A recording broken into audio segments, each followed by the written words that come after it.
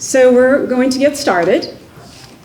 So my name is Kim Sloan, and I am the project manager for the proposed corridor improvements along Route 123, which will be presented this evening.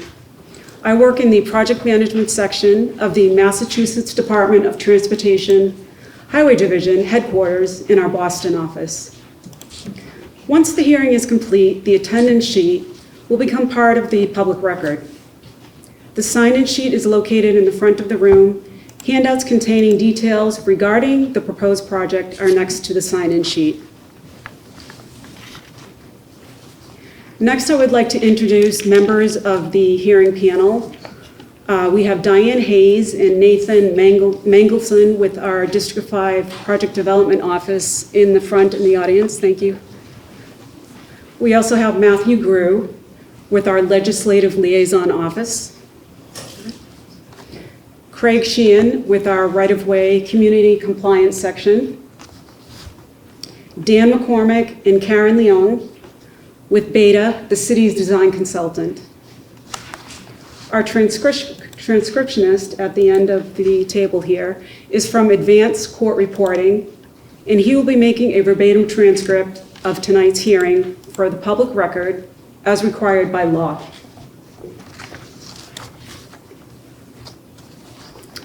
So next, I would just like to review MassDOT's policy on diversity. All MassDOT activities, including public meetings, are free of discrimination.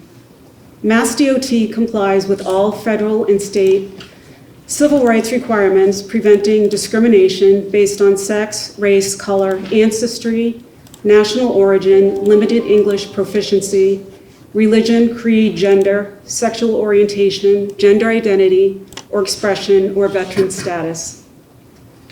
We welcome the diversity from across our entire service area.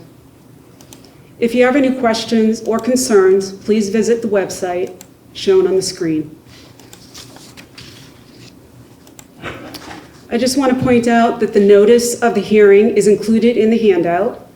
This notice appeared in the Sun Chronicle on December 1st and December 8th, 2025, and the North Star Reporter on December 3rd and December 10th, 2025. A copy of this notice will be attached in the final hearing transcript. The handout explains the purpose of the hearing, which gives us an opportunity to make a formal presentation of the proposed project and at the same time allows us to record your comments concerning the project. As I mentioned, the project we will be presenting tonight is corridor improvements along Route 123 from Lathrop Road to Snell Street.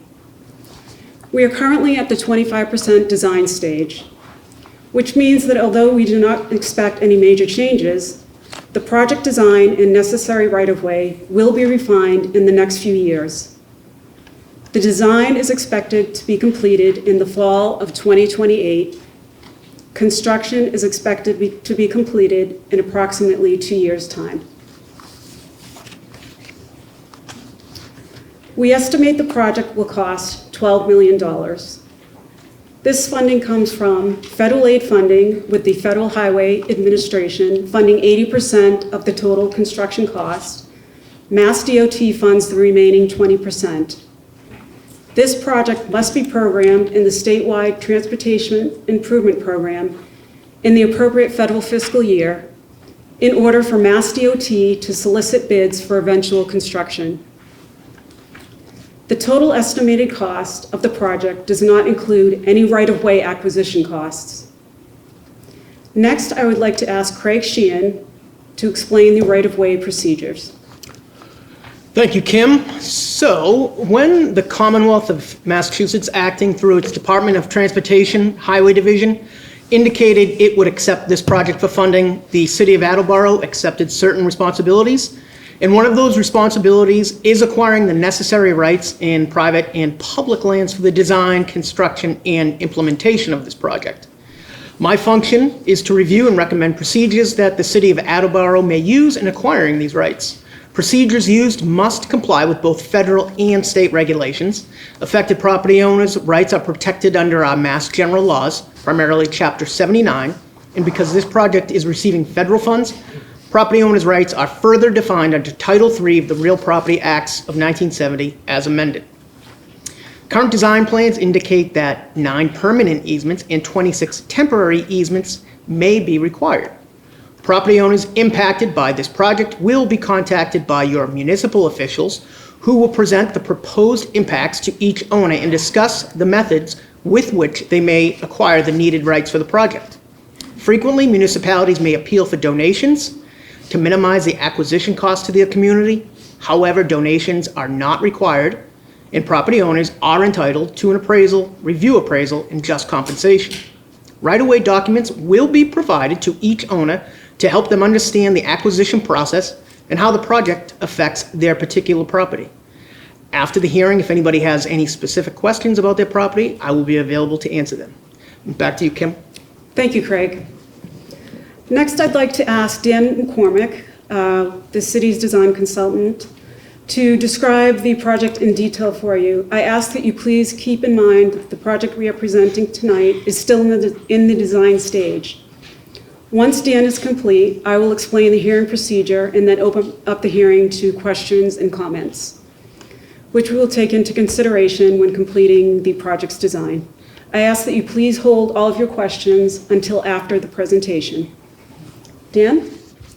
Welcome, everyone. Daniel McCormick with Beta Group, the designer for the project.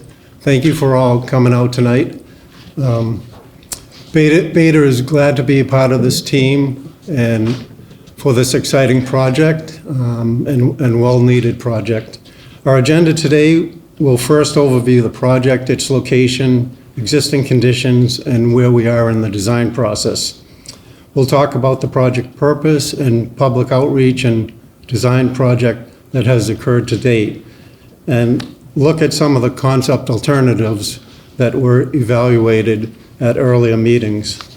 Then we'll look at the preferred alternative, which is the 25% design, and explain why it was selected. We'll discuss the proposed improvements in the 25% design, including roadway cross-section and bicycle and pedestrian accommodation. We'll discuss environmental permitting requirements for the project and what can be expected in terms of construction impacts. And finally, we'll look at the next steps in the design project and the schedule moving forward. The project location is shown here in a red outline, which is approximately 1/2 mile along South Avenue, Route 123, from Lathrop Road to Snell Street. The blue outline you see represents the location of the city's recently constructed improvements at the Rathbun-Willard Drive intersection. These two projects complement each other, and this corridor project will meet where the Rathbun-Willard Drive project stop. So how did we get here to the 25% design public hearing? The city kicked off preliminary design process with Beta Group in 2022 and conducted public informational meetings in May of 23 and February of 24. Beta submitted the 25% design submission to MassDOT in December of last year. Subsequently, a field utility meeting was conducted on site in July of this year with MassDOT, Beta, and the city, some city departments, DPW, water and sewer, and others. Subsequent to that, Beta Group revised the 25% design utility plans in response to the comments we received at that meeting and resubmitted them to MassDOT in September. And here we are now to present to you the proposed 25% design to bring you up to date on the project and to get your feedback. As you can see from these two existing conditions photos, the project roadway is a straight, wide open sea of pavement with poor pavement markings. These conditions invite speeding and make the roadway undesirable for pedestrians and cyclists and other motorists who use the roadway. Sidewalks and pedestrian ramps are not in compliance with the current rules and regulations for these facilities. Project purpose. Most importantly, this project is needed to improve safety for all road users. It will include making the pedestrian facilities compliant with the current standards and provide safer roadway crossings. The project includes 3 high-visibility pedestrian crossings across South Avenue to be provided with flashing beacons. Bicycle accommodation will be improved by providing designated on-road bike lanes in each direction. The roadway infrastructure improvements will include new pavement and new utilities, updated underground drainage and structures, a new water main, a new sewer main, and decorative solar-powered street lighting will be installed on the proposed median, as well as new pavement markings and signage. So let's talk a little bit about the project outreach and design process.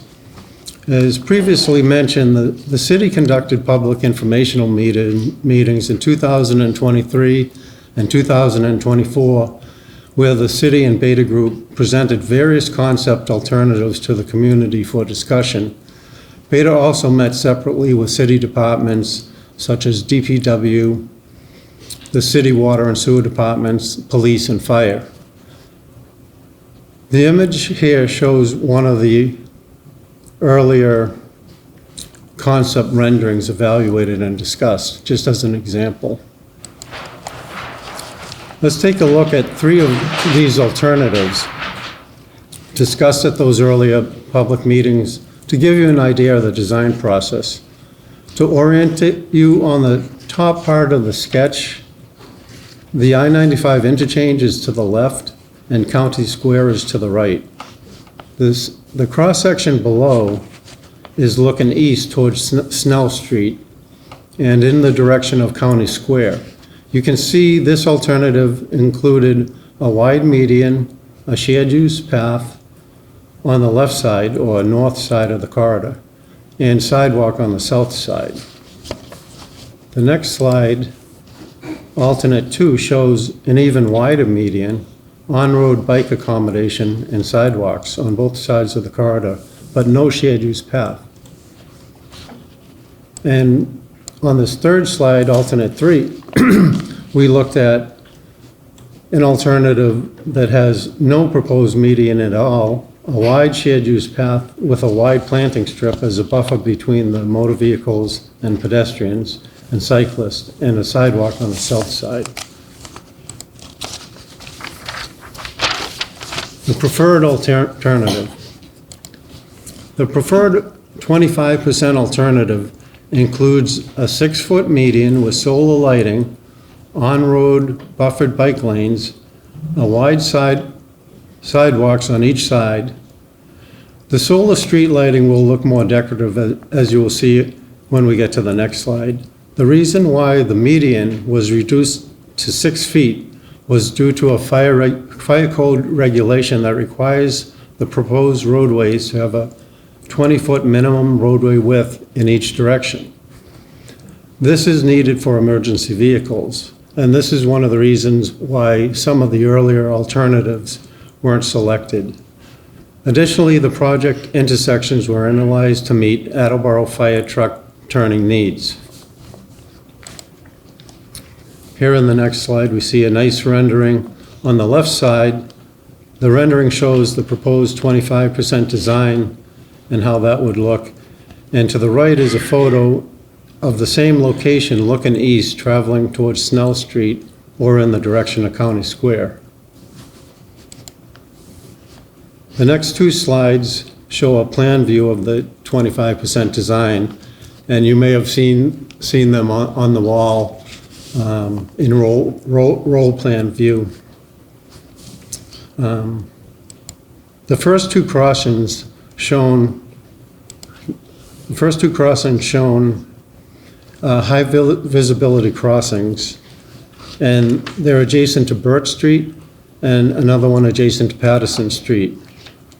The drawing also shows proposed pedestrian sidewalks and on-road bike lanes with the 2-foot painted buffers. The painted buffer markings separate the bikes from the vehicular traffic. And the next slide shows the third high-visibility crossing near Attleboro Housing Authority, Snell Street, and the Gatra bus stop. Bicycle and pedestrian improvements. We previously discussed the proposed bicycle and pedestrian improvements. However, we wanted to show you what the flashing beacons look like. These are called rectangular rapid flashing beacons. They will be installed at the 3 pedestrian crossings that cross South Avenue. They also include high visibility signage to bring additional attention to the motorists who are approaching these locations.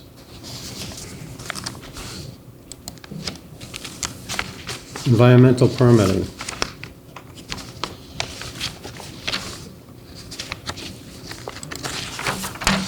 There are 4 permits that are required for this project. First, a categorical exclusion checklist is required for projects with federal oversight and/or funding that may affect the human environment. This checklist evaluates the proposed work for potential environmental impacts such as wetlands, endangered species, historic resources, and protected parkland. The second permit is a notice of intent.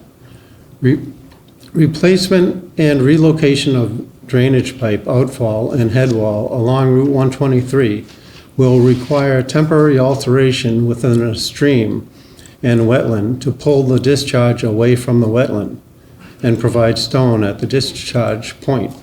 In Massachusetts, projects that propose work that will alter resource areas are required to submit a notice of intent under Massachusetts Wetlands Protection Act to ensure that they are protected during and following the construction.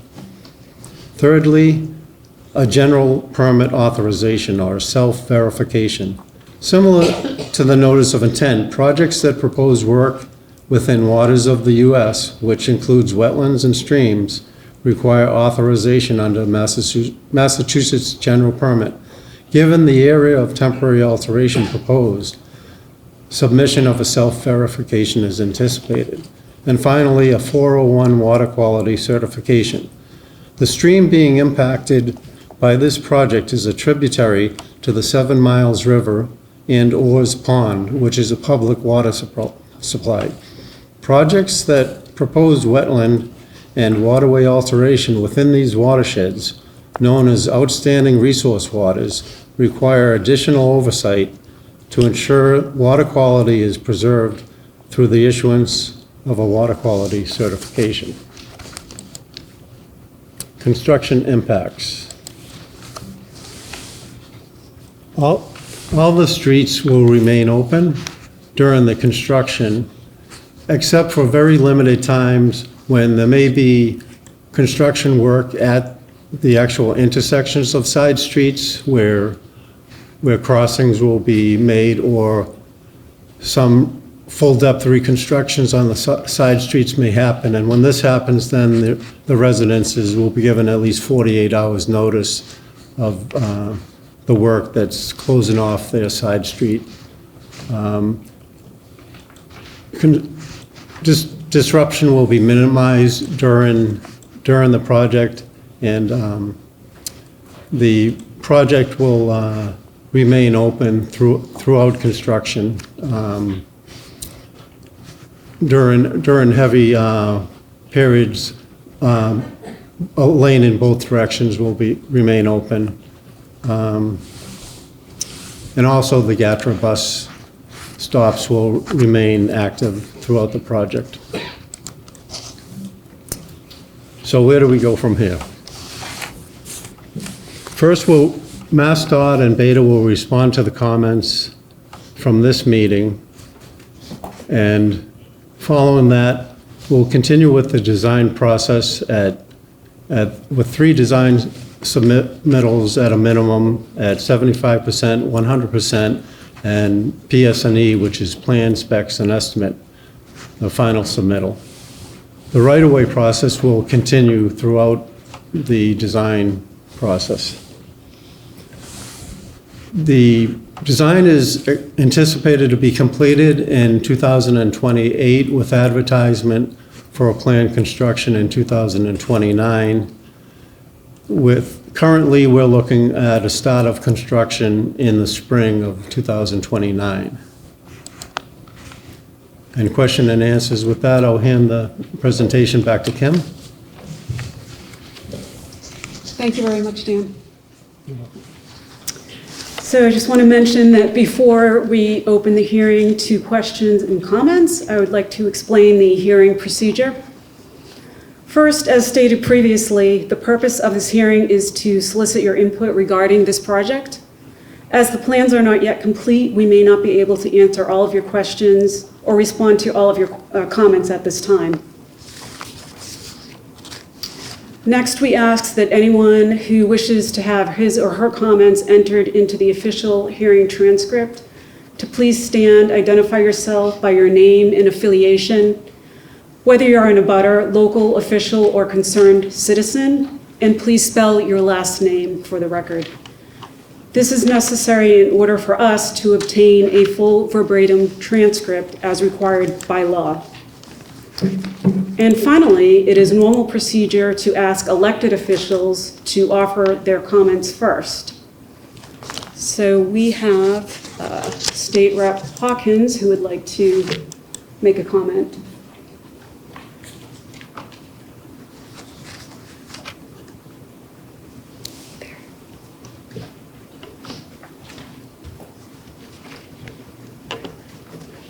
Thank you to the people from Beta and MassDOT for all your work on this project, and thank you to the mayor and Mike Tyler for their work to make this happen. It's a very much needed project and a very good deal for the city. Also with me, sitting next to me, is Bill Titus, staff person for Senator Feeney, who's here as well. So thank you very much for having this hearing. A lot of people ask me the project that I've been involved with is the interchange. And the value to this is that it will allow MassDOT to proceed with that when this is finished. And I'm very grateful for all your work to make this happen and make it into such a successful project. So thank you. Thank you, sir.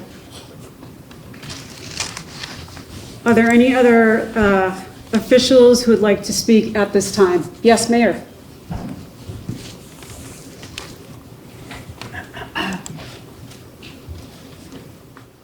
So thank you, Kim, and good evening, DOT and Beta, and thank you very much for this $12 million improvement to what is a main entryway into the city. So this is primarily, as you mentioned, a public safety matter, and I'm joined by both the police and fire chief, Chief Scott LaChance and Chief Hegney, because of the import for public safety, but also aesthetically, and just in terms of a quality of life, I think this is going to be an amazing improvement to that area. As you get off 95 and enter into the city, this is really a primary gateway. So I just want to say thank you. I'm here to serve and support you in any way possible, and I look forward to hearing from the residents and the abutters in the area. And I know they may not necessarily, they're going to have questions and concerns, but I hope they see the value and the beauty in this project, and that you guys are open to changes as warranted. So thank you. Thank you very much, Mayor.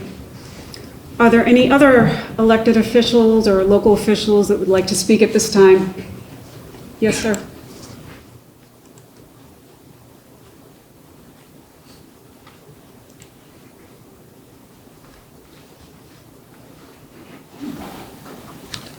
Good evening. I'm Scott LaChance. I'm the fire chief for the city of Attleboro. My last name is Lachance. I would just like to speak preemptively. I'm assuming there'll be some questions regarding public safety on this project. I want to assure everybody that my staff has worked with many of you folks and some of your staff. So I'm confident that the plans that have been proposed are not detrimental to the fire department at all. All of our access that we've asked for has been built into the plans. The turning radiuses have all been checked. As far as the traffic flow, I think it's going to be an improvement. I would leave that to the police chief. He had to step out. She'll be back in a moment, but he had to step out for a second. But looking at the plans as they're designed, I don't see any concerns from the fire department's perspective. I just want to assure the residents that we've worked with you going forward, and we'll be working with them, in 2029 when the project actually starts to get going. Thank you. Thank you, Chief. Are there any other local officials that would like to speak at this time? Okay, this hearing is now open to the public, and we welcome your questions and comments.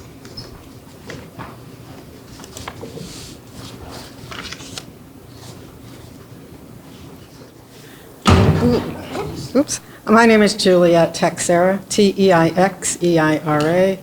I live at 5 Hanish Road, so I'm in a butter. And first of all, I like the fact that we're going to be adding in some pedestrian walkways. Those are needed because we don't have them. I have kids coming through my house. I'm a foster parent, and I just tell you that, for them to get across that street, it's horrible. And, we've got to walk a few blocks towards the high school. So talking about that, we walk, but we also drive. I drive. And we used to be able to easily make a left out of Snell because there was a light, but that light was removed when the high school came in. And traffic is it's horrible. It's horrible. I can't even make right turns out of my house at times. A little bit closer. Okay. I have problems making right-hand turns as well. So looking at that map, if I want to do a left, I'm probably going to have to go down Patterson or Snell, which I can do. But I'm wondering what the potential is to add some kind of a traffic light to make it easier for residents to do that. So that's one. Number two, I had concerns about the bike lanes, which we don't have tons of bikers, but we are starting to see a lot more e-bikes and some of these small motorbikes. And I want to know, I don't even know what the city regulation is about those being in bike lanes. I know what it's like in Boston because I have to drive into Boston to take care of my mom often. So that I have a question. And then the third is really, we haven't had a lot of snow in the past few years, but when we do get snow, the visibility of trying to get out of the street, outside of onto 123, regardless of whether you're going right or left, can be very difficult because of snowbanks. So I'm trying to figure out how that will be taken care of. And, because we need, not only do we want to have access of, even if I want to make a right off of coming out of my street, I want to be able to see the traffic, the traffic coming from the highway direction going into town. Thank you. Thank you for your comments. Yes, just addressing the bike lanes and pedestrian improvements. MassDOT, in order to receive funding, were required for all projects to include bicycle and pedestrian improvements. So that's why they are included in the project, and I think they're going to make a nice addition to the project with the 5-foot bike lane, and it's a buffered bike lane as well, which makes it safe. I can't speak on control of the motorized bikes and scooters and all those things that you see now. I work in Boston and I see the same thing, but I have heard talk from the governor's office that she's trying very hard to address that issue at this point. We do have someone here with Beta with the traffic section if you wanted to address that question regarding the light.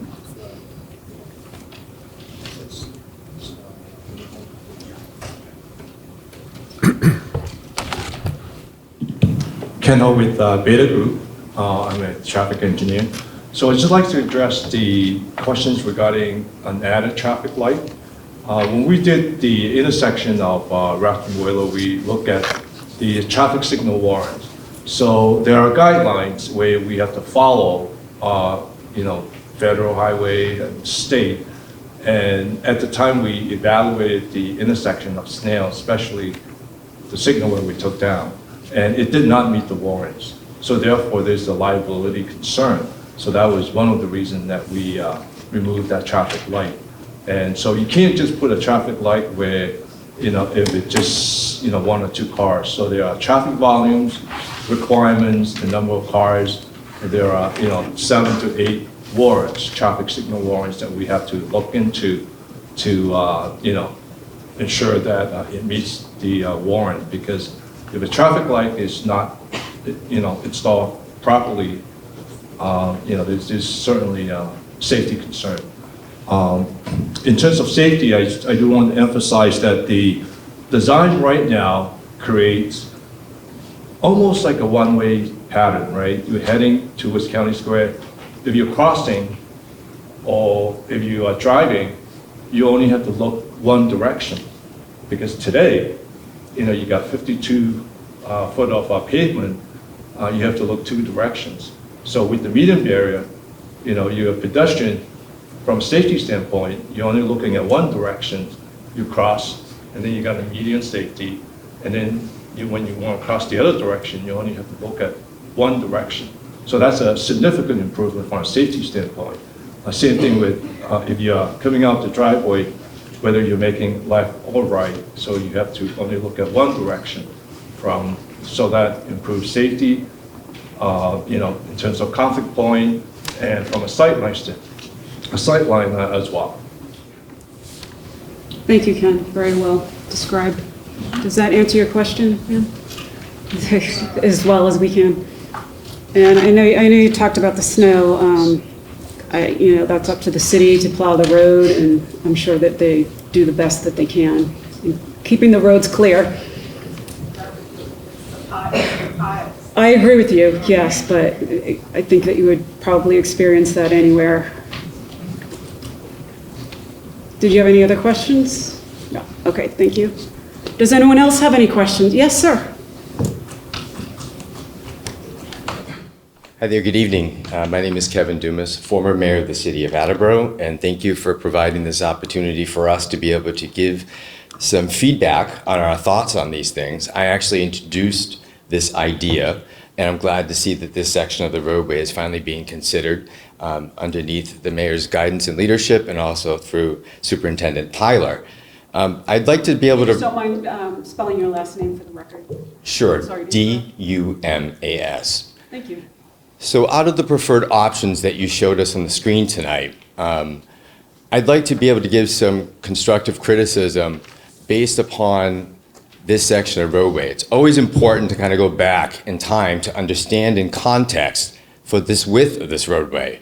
So when Interstate 95 was constructed, this section of the roadway was greatly widened up to the point when you're at the intersection that you're looking at right now, where it starts to taper down on your way inward towards downtown Attleboro and County Square. This is a one-time opportunity, especially when you're looking at the project cost, to be able to get this right. From the 1950s to where we are today in 2025, the traffic demand certainly is a lot greater than when the roadway was originally designed, and also MassDOT standards have changed over time. These residents who live along this roadway and also on the surrounding neighborhoods get the vehicle noise. Anybody who lives in a major street can certainly be able to go through and understand the amount of vehicles, tractor-trailer trucks, and to your opening comments on looking at all users, we also have to look at all residents. The idea of preferred, my preferred option on number one, perhaps a blended version that I would ask that you take under consideration, is also not just traffic calming and pedestrian improvements, but also providing some of the greening of the area, and also with the option for trees, provides the opportunity to be able to take some of the noise control down, at least for 9 months out of the year, while the leaves are on the trees. The other thing to take into consideration, and hearing the needs of the fire department, also understanding the multimodal uses of the roadway, not just pedestrians, but bicycles as well, and safety for the motorists, of course.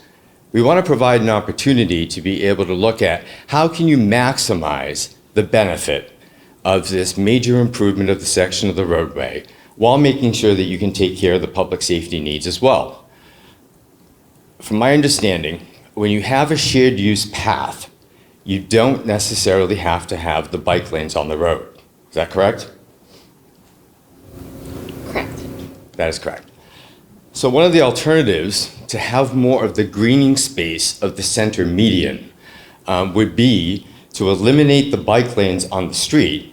You fulfill the requirement of the multi-use path on the one side of the street, and it's much safer, especially because of the speed on the street, but also the different types of vehicles that use that street. It would be much more safe to have the multi-use path provide in both directions that safety network for pedestrians and bicyclists along the section of the roadway, number one. Number two, the city has done an amazing job over the years at making aesthetic improvements. This is a gateway towards the center of the downtown. In the preferred option, which I believe is the third option that we saw here tonight, it doesn't give a great aesthetic feel. And that's not just for the motorists along the roadway, it's also for all the neighboring community members who are around or who live directly on this section of South Avenue. So I would like to see an option of a blend between option 1 and option 3 that takes care of all the mandates that are necessary, takes into all the handicap accessibility improvements, takes care of all the multi-uses for pedestrians, bikes, and the motor vehicle traffic. It provides the opportunity for the public safety to get what they need as well.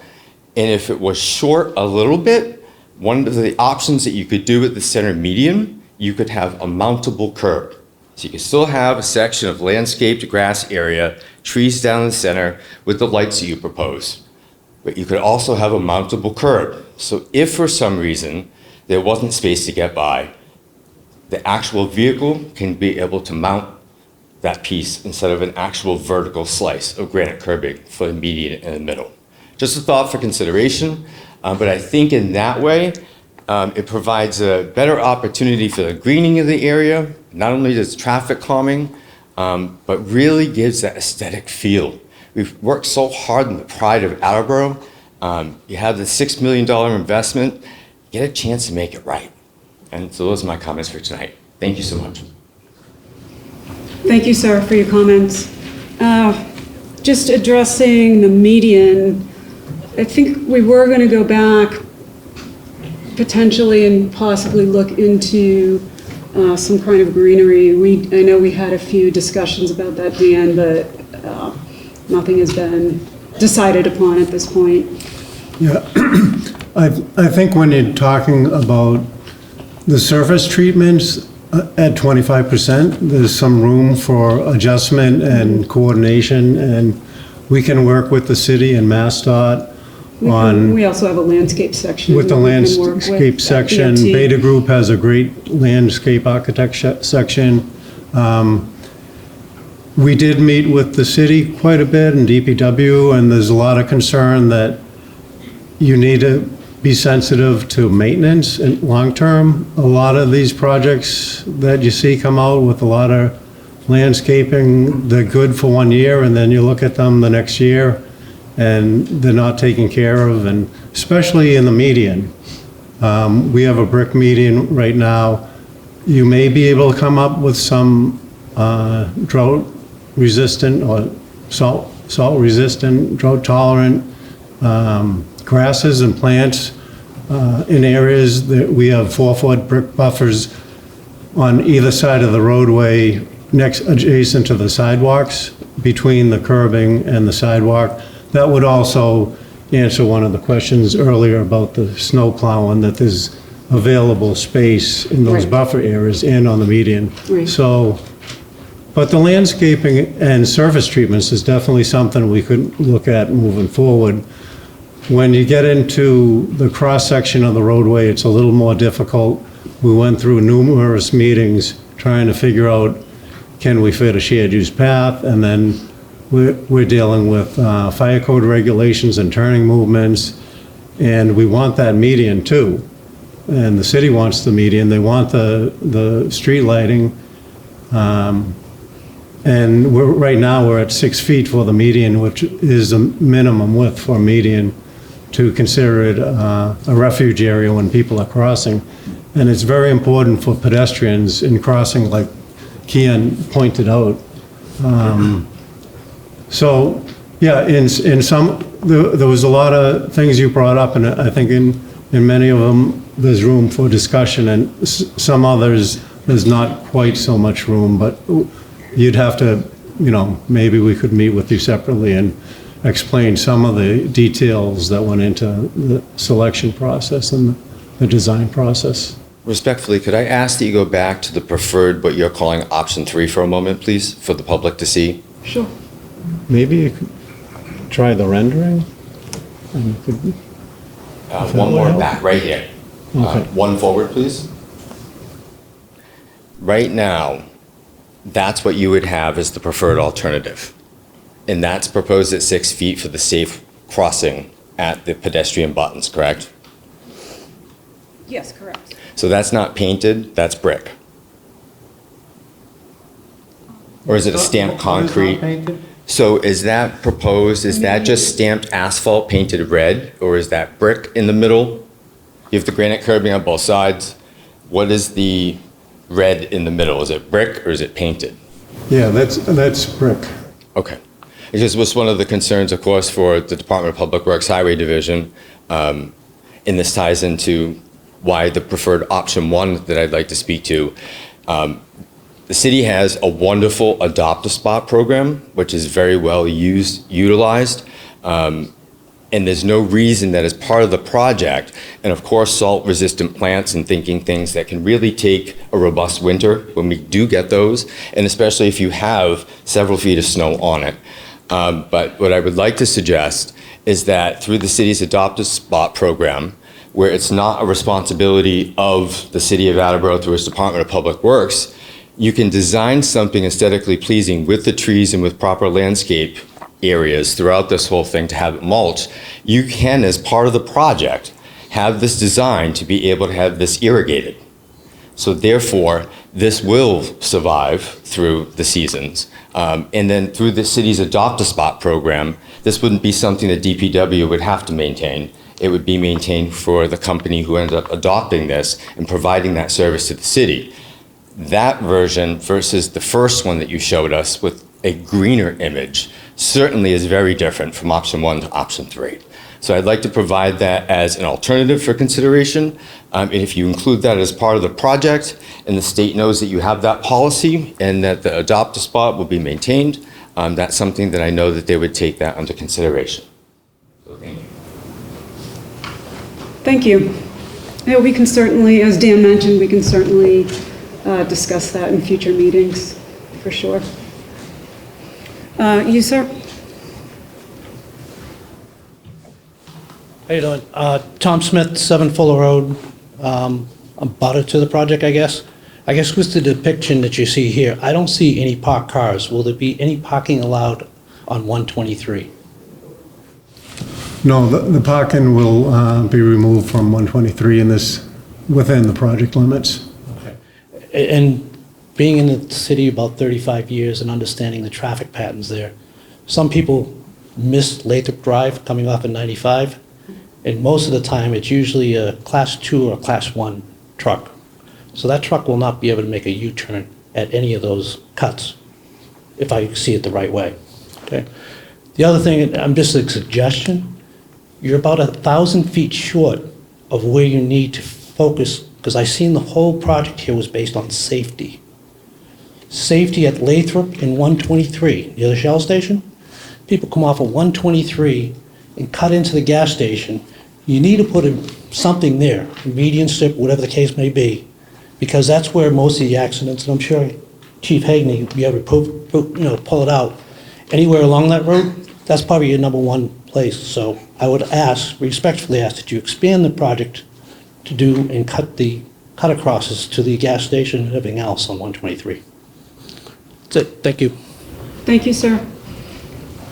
And just for everyone's information, MassDOT is aware of the issues and concerns at Lathrop and 123.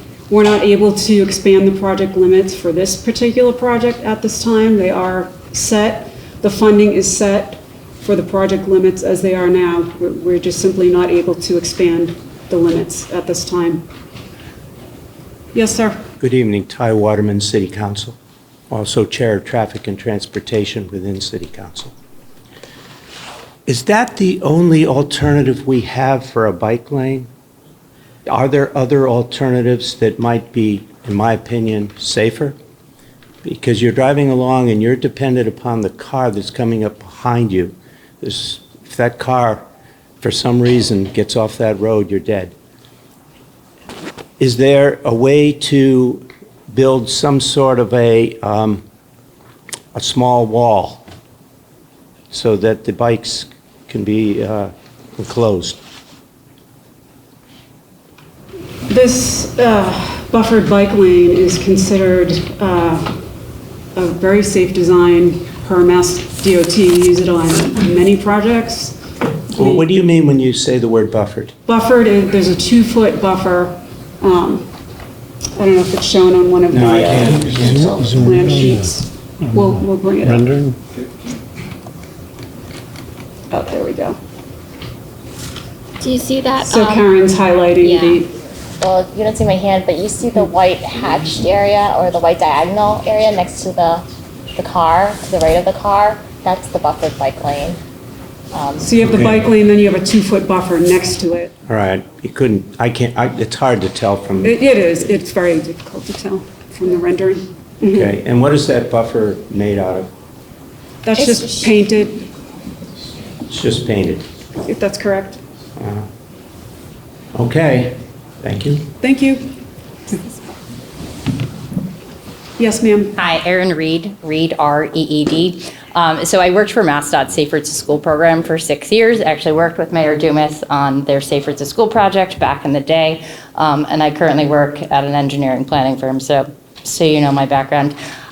Respectfully, paint is not protection, and I encourage you to do more for bike lanes. I would never bike with my kids on that section of roadway, and I want you thinking about my daughter, when she was 12, she wanted to go see her friends and wanted to be able to walk and bike places, and I can't let her do that on a lot of our streets, and I don't think there's any parent that lives on 123 that would want their kids biking next to traffic that's going 40 miles an hour with just 2 feet of paint. So I encourage you to look at your alternatives to see what you could do about an actual protected bike lane or going back to a shared use path with actual protection between cars that are going 40 miles an hour. And think of a 12-year-old on their bike. Thank you. Thank you for your comment.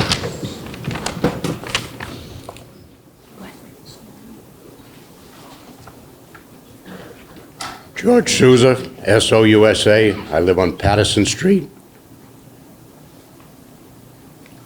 My concern is when you leave Patterson Street, you can't take a left. Because the traffic flow is so great at certain times of the day, you have to take a right and then go down Thatcher Street to get to West Street.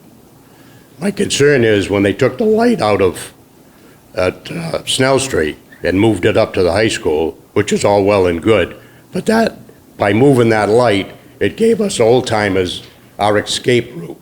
When the traffic was heavy, we had the light there, so we could cross Snell Street, Thatcher to West Street to alleviate some of the traffic. I realize you don't want to hear about our traffic problem, but to get here tonight, I waited for 35 cars just to take a right-hand turn. You can't take a left-hand turn. The medium that you're going to put in will help some of that. You will be forced to take that right turn. As far as the bike lane goes, I walk from Patterson Street to Birch Street. I've stopped walking that way because I'm afraid the cars are going to hit me, and I got a sidewalk to walk on. So that bike lane, I would not recommend anybody get on a bike on that end of town. The other thing is, I don't know how this is going to affect with the other project Mass is supposed to be working on at the end of Lathrop Street, where the gas station is.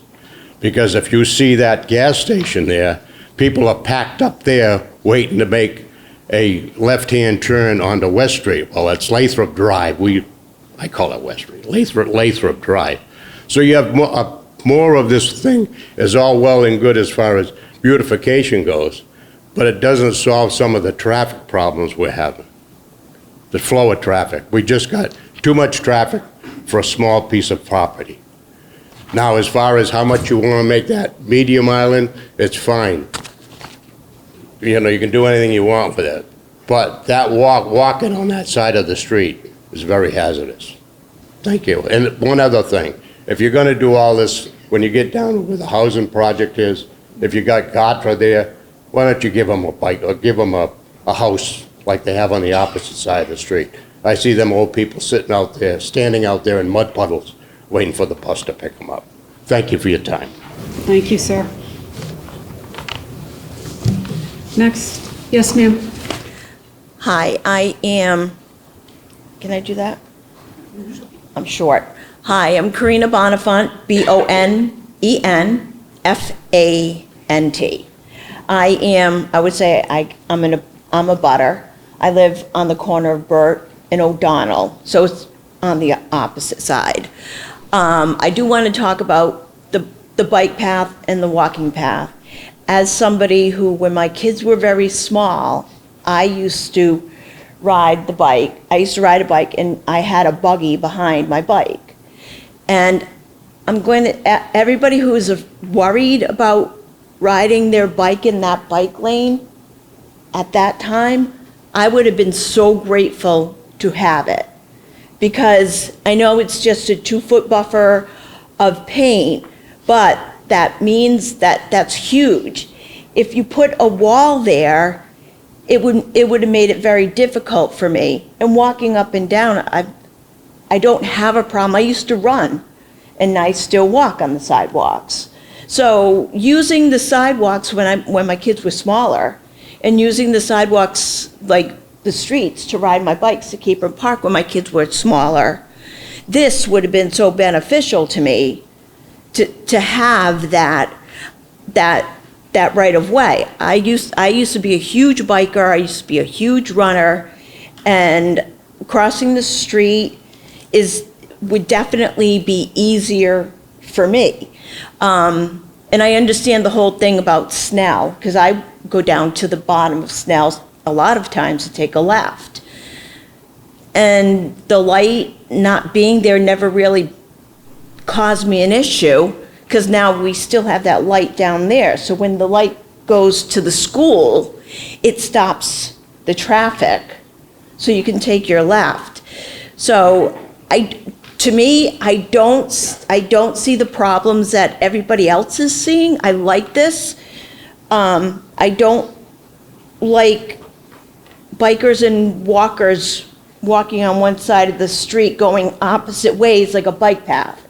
I don't particularly care for that unless it's in a dedicated bike path, because this isn't a bike path, this is a street. And everybody has to use the street, and everybody has to be cognizant of everybody who's using the street. So I kind of think this is the best use. Living in this neighborhood for over 30 years, my kids walking to school, I feel that this is definitely worth it. And I would have really liked it when my kids were little. So. Thank you, ma'am. Appreciate the comments.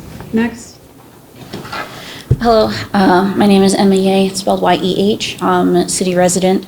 My question or concern is about the bike lanes. And I was wondering if it was looked at to have them like grade separated from the roadway, like one of the alternatives with the shared use path. And I'm also concerned about with the width of the roadway and the location of the bike lanes that, currently delivery trucks or just people in general park on the sidewalk when they're not supposed to. So I'm concerned that you'll be putting in this bike lane and deliveries, or since on-street parking was removed, people might park there anyway and block it and completely negate the point of it. And then that's not going to be available for the users that want to do it. And then, especially concerning with any vulnerable users or riders that are not as confident, that wouldn't want to be that close to the traffic. And then if it's blocked, so just thinking about like the younger children, what they're going to do to get around with it. And then, along with the deliveries or anybody that could be parking in the bike lane, like since it's a pretty large stretch of road, like what's going to happen if like a vehicle breaks down or the police want to pull somebody over, and then I'm concerned that they're just going to take the bike lane, and then that kind of defeats the point of the location. Thank you. Dan, we didn't look into any kind of grade separated bike lane, did we? If I understand correctly, for the grade separation, you wanted the bicycle accommodation to be elevated with the sidewalk? Yes.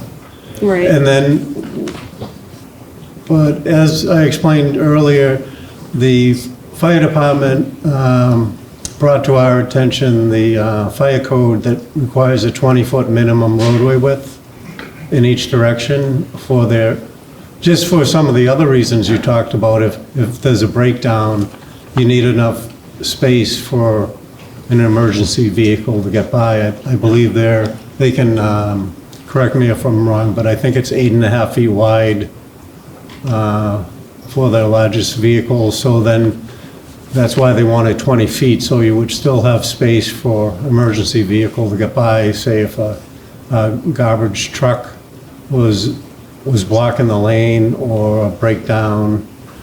But if you raise the curbing, of the bike lane, you'd be taking away 7 feet from that 20 feet that's there now, and so then that wouldn't be possible. I understand that it's probably a trade-off with the median. I was just, looking at how much that was evaluated and if the median is really worth it compared to having adequate protection for bicycle riders. The roadway width and the median was definitely looked at a lot in this design process, and we wanted a much wider median. We wanted a median that was wide enough that we could have these plantings and trees and all these amenities, and we ended going from like 16-foot median to a 6-foot median because of the proper requirements for safety. And we didn't want to remove the median completely because it's very important to everyone. But yeah, we looked at all those things, especially the roadway width and what you're talking about, breakdowns. Was there a safety component with the median? Because Yeah. it seemed like in your explanation it was mostly aesthetics, so I just wanted to make sure that that wasn't overriding any safety concerns for like bicycle riders. Yeah, the width of the median, the 6 foot it is now is a minimum to be considered a refuge. In fact, if you have a breakthrough in the median for the detectable warning panels, they're 2 feet wide, so you need 6 feet, so you get 2 feet on one side of it. Compared to like curb bump outs or maybe some other alternatives for safer crossings? Or, I just wanted to bring up the points that was just my concern is that the We bike. thought of curb bump outs, but then when we ended up with the on-road bike lanes, that would be a problem. I mean, if the bike lane would be grade separated, Yeah, like, if it would that was maybe part be of the- something that could be looked at as a We eventually potential? had a part of the shared use path in the early concepts. Okay, thank you. Thank you. Hi, my name is Dave Prue, Proulx. And since we're talking, former officials are introducing themselves, I'm a former city councilman, head of transportation and traffic for 6 years. And I had the unique perspective of having lived in the housing project and born and brought up there. So I've been there since 95 was put in. And I've seen all of the changes. I've seen when the road was redone in the late 60s, this stretch of road. So I have a real concern about it, and always did when I was on transportation and traffic and tried to fix this. So there's a few issues. One of the issues, the cut-throughs where you can are allowed to take turns. So we see heading west, there's going to be a turn at the housing project in the Housing Authority, as well as Patterson Street. So are those designated left-hand turn lanes into that? So that's my first question, because that way it would allow the traffic to bypass those people that are trying to take the left. And if you're heading east at those same intersections or crossovers, is there no U-turn allowed signage going to be placed there so people aren't allowed to make U-turns? Because that's a concern. That's a real concern right there, is not being able to make the U-turns. I actually do like the third design very much so. I think that is the design to go with. I disagree with some of the other speakers about the bike lane. I think the problem that we're having right now is e-bikes, and that is a huge problem. And in some cases, it's very well unregulated. And I think they should be separated from the walkers. I don't believe that a bike path mentality should be in view here. I think it's appropriate to have it still on the street. I do like the idea of no lights going in. There's no reason for any lights to go in here. I don't see any. It's a big inconvenience, I will say that. My father-in-law has already been up here and spoke, and he lives in the neighborhood and has for many years. And it is a challenge for some of the people that live in this area. And that's something that will have to be addressed. Also, the city council will have to come through and make this no parking in this whole stretch, because that's not the case right now. So ordinances will have to be changed. I think somebody else had mentioned about drivers making deliveries, and I think that's a real concern. I hadn't actually thought of that until she mentioned that, but that's something that's going to take traffic enforcement, and that's going to take the police department to take care of that. But I think it's key to not have anybody be able to pull up and just park on the side of the road. Honestly, I've been advocating for this for years because I see it in other communities, neighboring communities. Pawtucket has a few streets that are boulevards like this, and I think it's appropriate. One of the questions I think we also need to ask the city council is whether they want to lower the speed limit in this area. Right now, it's just a step above what most of the city streets are at 30 miles an hour unless otherwise posted. I think the concern here is to keep it low, and I would like to see 30 miles an hour, to be honest with you. I think that's an appropriate speed limit here in this area, considering the amount of people that are on the streets driving, as well as people walking and people on bikes. I think that's about all I have for right now. Thank you. Thank you very much. All good comments. I don't know if Beta wanted to address. Yes, Okay. Dennis, thank you. Thank you, Dennis Lynn with Beta. Thank you for those questions. So I'll try to take them in the order I think you presented them, but certainly remind me if I overlook them. So regarding I think you had mentioned the left turns heading westbound at the proposed cutout locations of the median. So what we had proposed, and you can sort of see it here on the screen, it's not necessarily a left turn lane, more of a left turn area. So we've sort of widened out or narrowed the median, I should say, in that those locations to allow vehicles who are making a left turn to get over a little bit, which will then subsequently allow through vehicles to get around them without encroaching into the bike lane. So we felt it was important to do something like that so that those vehicles could not, could get out of the way so they would not be disrupting the flow of traffic, and that would help that condition, and also not force a situation where anybody who wanted to get around would then be trying to get over into the bike lane and create other issues. With the other direction, or even actually in both directions, because of the cross-section you see here, the answer is yes to the no U-turns. Physically, curb-to-curb width, it's just not possible. So right now, as designed, that is what is being proposed, is no U-turns at these cutout areas, and the current design doesn't include that. You mentioned speed, just a quick comment on that. So that is certainly something that we were focusing on and looking into as part of this design, and one of the reasons that the median island was considered so favorable. It does have that effect of reducing the width and basically creating a situation where vehicles will be calmer, drive at a slower speed. That is certainly one of the objectives as we come through here. I believe the posted speed limit is 40 miles an hour. Based on the data that was collected, that's about the operating speed of most of the vehicles through there, about 40 miles an hour or less. That does mean some vehicles, about 15%, are going faster than that. So we want really to create a condition or environment, with this proposed cross-section to get that speed down to at least 35, and I certainly understand your point of even trying to go further with 30. One final point on speed is this roadway, as well as pretty much every other roadway, public roadway within the state, the speed jurisdiction is with the state. So as part of this project, the designation of the speed limit will fall under the responsibility of the state. So I think that was everything.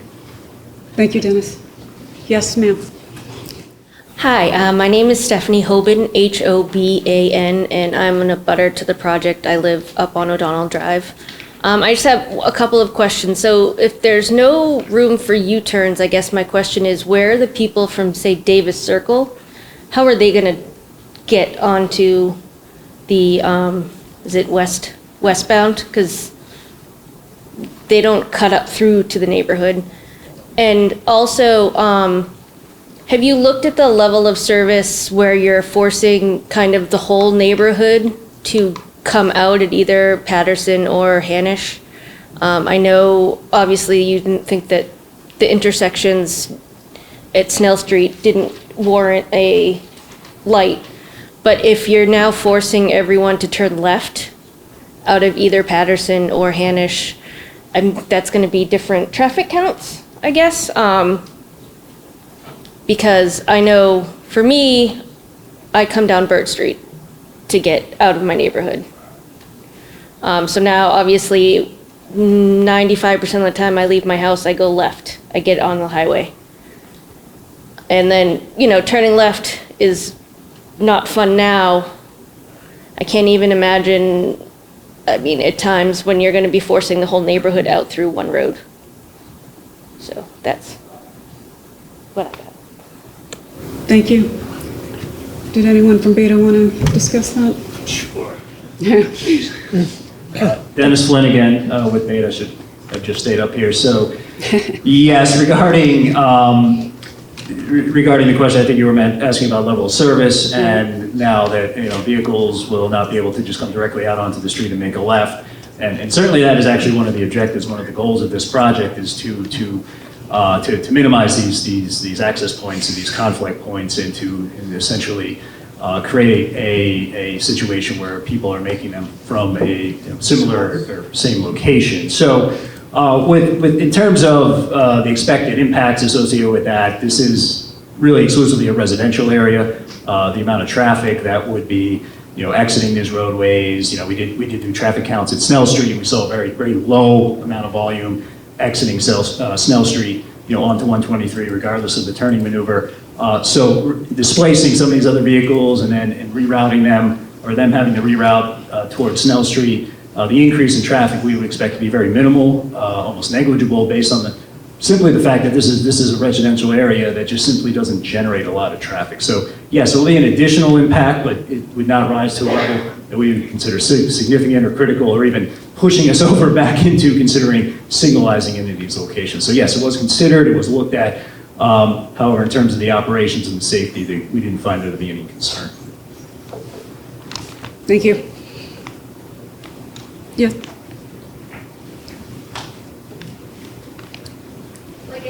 Follow-up question.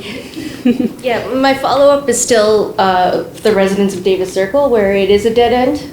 Where are they going to be able to turn to go towards 95?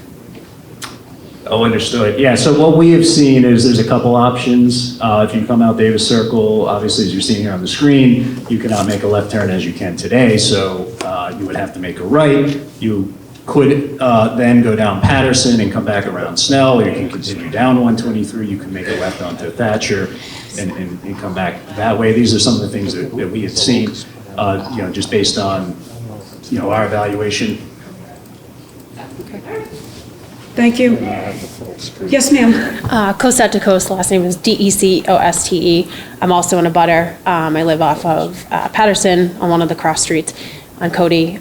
So my concern to the traffic pattern too is coming out, typically in the morning, I'm going towards the train station, which is great. I'm taking a right-hand turn out. However, if I need to go to the highway, I've heard a lot of concerns with the citizens that trying to take a left westbound is difficult as it is now. Again, the same concern comes for people that need to get to the 95 from Burt Street. Even Hanish Street does not have that break in it. So essentially those people are all going to cut through typically cut through Patterson, and then you're directing them to get to Snell Street, which is going through the housing project, the housing authority, which has a high population of children, children that are out on bikes. A lot of that residential neighborhood between Burt Street, Patterson, there are no sidewalks in those neighborhoods at all, and there's multiple bus stops for the children pickups on that street. Again, going towards the housing, the concern is that you may not feel that there's a lot of traffic there, but if you're not allowing people to take the turns that they need, you're rerouting them through our neighborhoods. And then the same concern for people on the other side, on the north side of South Ave, that can no longer take a left-hand turn to get into the center of town. They're typically going to come to Patterson and do the loop around. So now you're adding more and more traffic through that highly dense population, neighborhood. And everyone that's in there is going to have to reroute. So just a little bit of concern, and especially with that set of lights no longer at the end of Snell Street, it becomes very difficult. The set of lights that is now at Rathborne for the high school, if that has a red light, it is very difficult to come out of Snell Street because the traffic patterns and you have the people waiting at the red light. So just really concerned about causing more and more traffic buildup. I've seen it trying to get out of Patterson Street. I've seen the traffic backed up all the way from County Street going eastbound, so you can't get out either way. So I'm not sure. I think potentially doing more traffic study would be in order, before doing the curb cuts. I'm also afraid that people are going to take U-turns. We tend to do shortcuts wherever we can. So regardless of whether it says don't take a U-turn, I'm concerned about that, and especially with the bike lane on either side. Thank you, ma'am. Thanks. All good comments.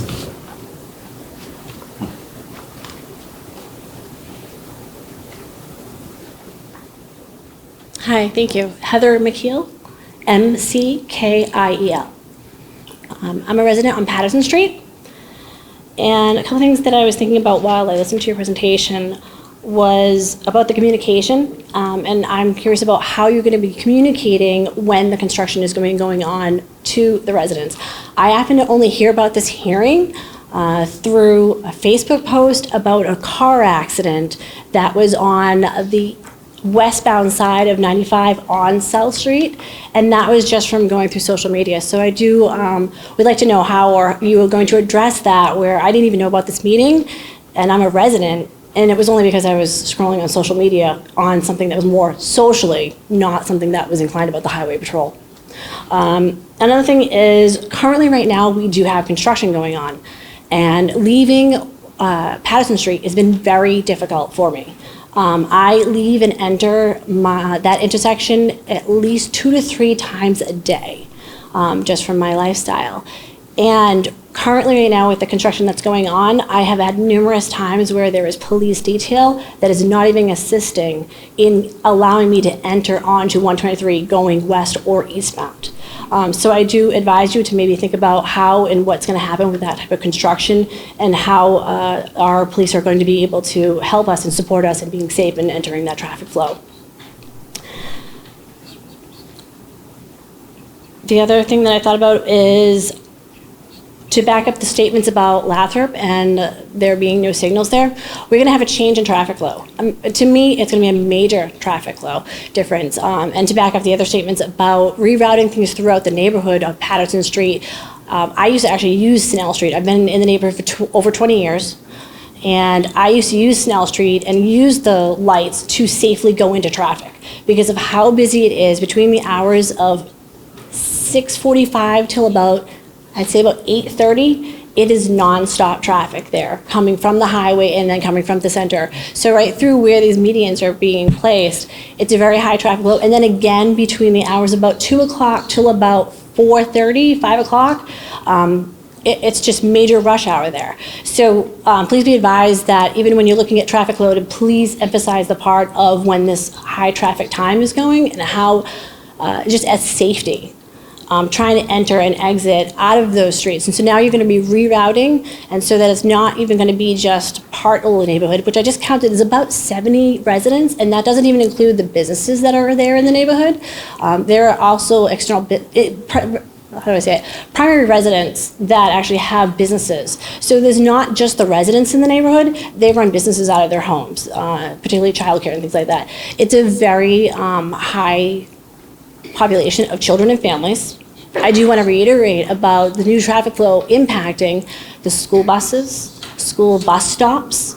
I see generally probably about 10 to 15 kids, different parts of the neighborhood standing outside. So if we're going to reroute the traffic flow, to please consider the safety of the children.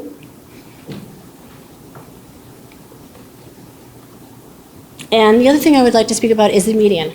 If I understood properly, it was about 6 feet that the median is going to be. Average car length is about 10 to 14 feet. So if you could consider the impact that that's going to be on traffic exiting out of Patterson and then trying to take a left across the median to take the left and going westbound, and how that's going to impact traffic, because that car is not going to just take up the median, that car is going to be sticking out both ends of the traffic lane. So that is going to potentially another risk. And I look at that at the risk of, we also have, personally, and then also the neighborhood, young drivers. That's a very difficult and a safety risk, especially where we're now going to have rerouting of the traffic flow from even, is it Davis, and they're going to be having to take a right. So you're having more people take a right to go past Patterson, so you're increasing. And I do understand that you did your traffic flow based on what the current conditions are, but I do question whether the logistics and the engineering has been taking place on what's going to happen with the new rerouting of this traffic and how it's going to impact trying to cross over and trying to make that left to go to the highway. Thank you. Thank you. And I just wanted to mention, ma'am, that we did post the notice in 2 newspapers. We advertised it in 2 newspapers, and it was on the MassDOT's event page. And correct me if I'm wrong, the city, I believe it was on your social media. Okay, thank you. So some of us even got like little notes in the mailbox. Oh, okay, okay. Yeah, little, So small little notes with the QR code. correct. We did. We had a flyer with the QR code. Yeah. That's correct. Yes. Yeah, it's partially different. Yes. I do that. If I may add, I am a very active person on technology. I do, just to let you know logistically. No, I'm glad you let me know. I'm 49 years old. I do not read the newspaper. Yeah, And I used to work for newspapers. I'm a graphic designer. So I just ask that you please do your best due diligence on not just relying on technology, but to actually let the residents know. I know that we've had numerous meetings when we had the sports complex go in, and I customarily got letters. And so I asked you if you could put in the budget to actually let us know by mail. It would give more secure means than just allowing it to be the social media of the town and the DOT, because quite honestly, I'm sorry, in all due respect, I'm not looking at DOT website to see what's going on. It's just not a part, but now I will be, of course, but then there's other residents. I mean, if you could just do the due diligence of letting us know, I know the neighborhood would greatly appreciate it. No, absolutely. Thank you. Absolutely. Thank you. And did Beta want to talk any further about the traffic flow, or do you think we can talk about that in the future, in future meetings? Okay, thank you. Are there any other questions or comments? Brandon Daniels, Daniels. I live at 2 O'Donnell Drive. I have a couple of concerns.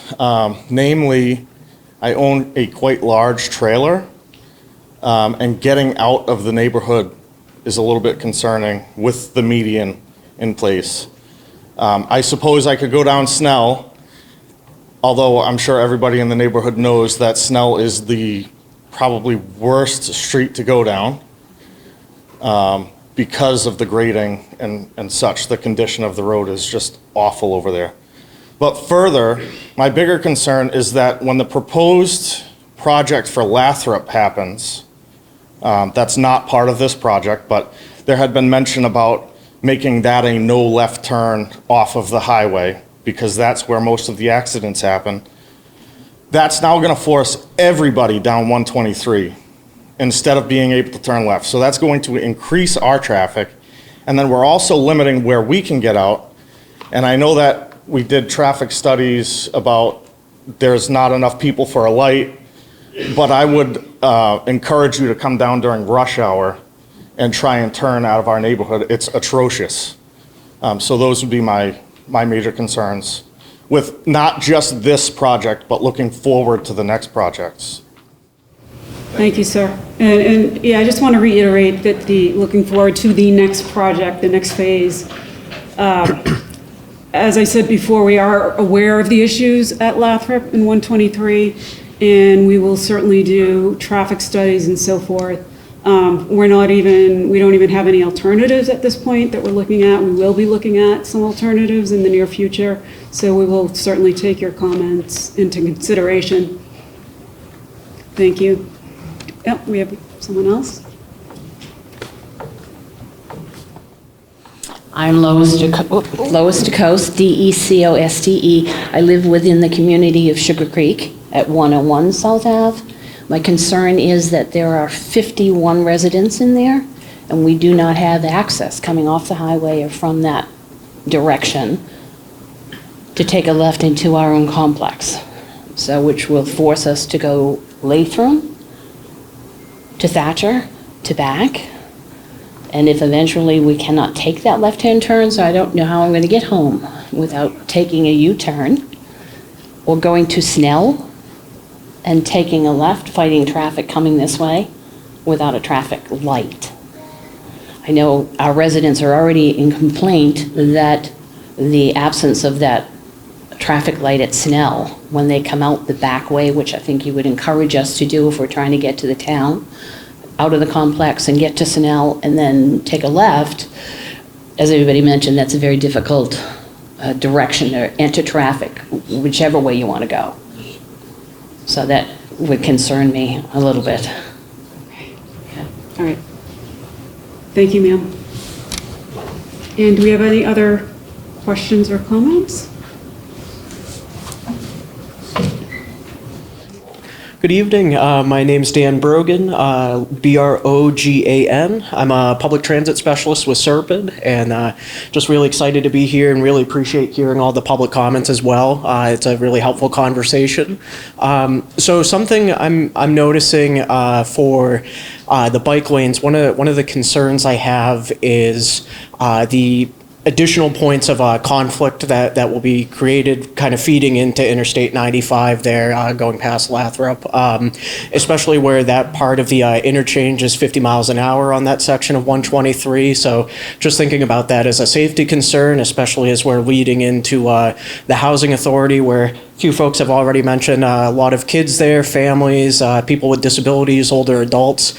So for me, I think having a shared use path would be beneficial, just for less points of conflict for traffic. And then also just thinking about potential continuity later down the road. You have only about a little over a half mile away, you have the Riverwalk, which is a great bike path and a great asset to the community of Attleboro. And just thinking about like potential long-term planning there to connect this section with a shared use path would help with that kind of continuity down the road. So yeah, just thinking about safety perspectives and just with the speed limit being so high. I believe it's the highest in Attleboro is that interchange where it's 50 miles an hour. So those would be my comments. Thank you so much. Thank you, Dan. Are there any other questions or comments? Hi, I'm Carol Gatoya, C-O-T-O-I-A. And it's been interesting to listen to everyone's commentaries with regards to the projects that's going to be starting sooner than later. I live west of 95 on Greenfield Street. And my concern is that the traffic has become very crazy, irregular. There's a lot more 18-wheelers coming our way. I'm watching all of this and I'm thinking this is going to get worse for us. We have had fatalities because of the speed limit being 50 miles an hour.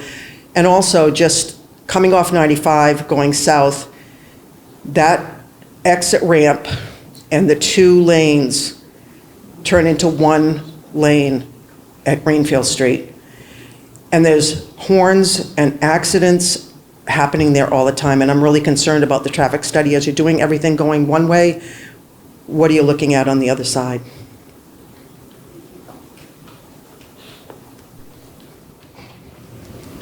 So I think I mentioned before that the other project that people are referring to near the interchange is a separate project from what we're discussing tonight, but it is in the pipeline, and it's something that MassDOT is aware of and that we'll be looking into in the near future. Thank you. Are there any other questions or comments from anyone? No, I don't see anything.